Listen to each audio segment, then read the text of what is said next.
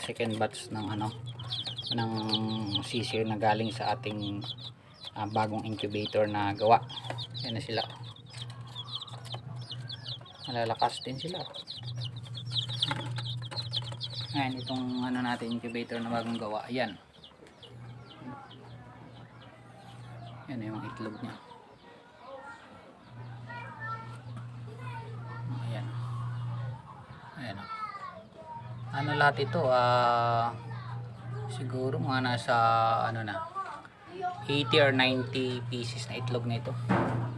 Yan 2, 4, 6, 8, 10, 12, 14, 16, 18, 20, 22, 24, 24, 26,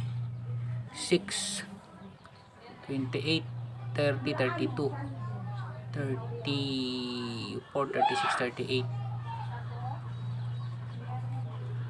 40, 42, 46, 48.